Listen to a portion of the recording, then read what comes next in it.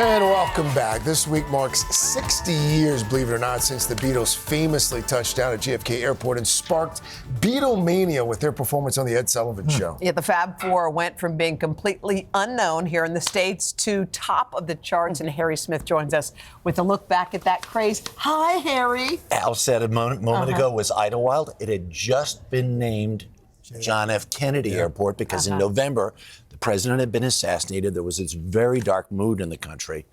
And honestly, if you're a baby boomer, this should be a national holiday, quite frankly, because when the Beatles got to America, it was like all of a sudden there was sunshine.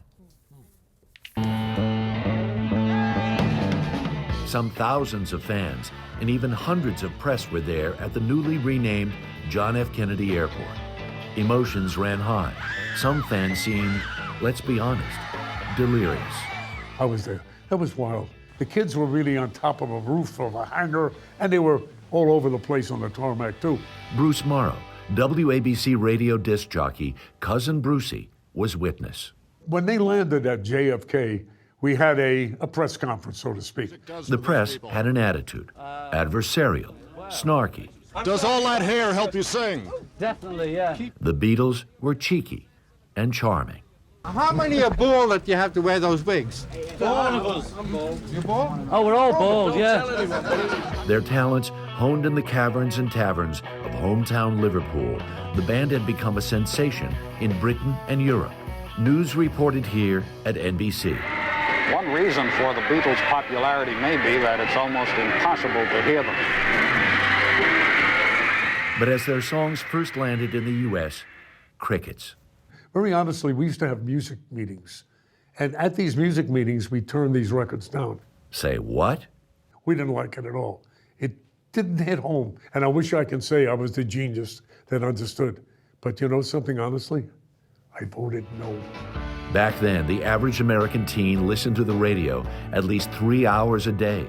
And late in 1963, when the Beatles finally got airplay, their songs shot up the charts. And all those DJs, they were like my personal friends because their voices were in my ears all the livelong day. Jamie Bernstein was 11. Her dad was the conductor of the New York Philharmonic. And I remember hearing I Want to Hold Your Hand on the radio for the first time. I remember it. Played by cousin Brucie. I get a call that afternoon from the record company. And they said they're sending up an armed guard with a promotion man that night to give me a new record by the Beatles. Well, I didn't have to tell you. All heck broke loose. I played it 8 times that night. Even before setting foot in the United States, the Beatles were well on their way to conquering America. Did you have a crush on any of them? So, in the very, very beginning, I had a crush on George. He was so pretty. And then pretty soon thereafter, I switched to John Lennon and stayed permanently with John Lennon for the rest of time. He was my favorite Beatle. Beatlemania, for adults, a confounding frenzy. For kids, a welcome contagion, especially after the Beatles' explosive performance on The Ed Sullivan Show. Oh yeah, I'll tell you something. For an audience of more than 70 million. So by then we were all in a tizzy. The Beatles are coming, the Beatles are coming. And then they went on The Ed Sullivan Show, and that was that.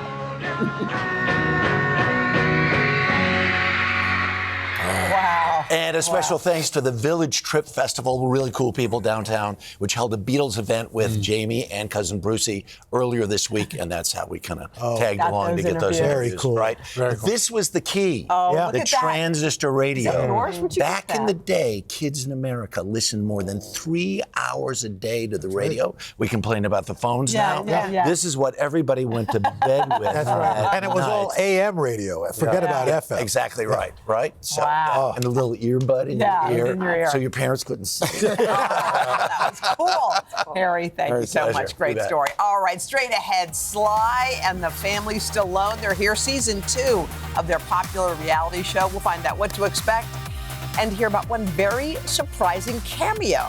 But first, this is Today on NBC.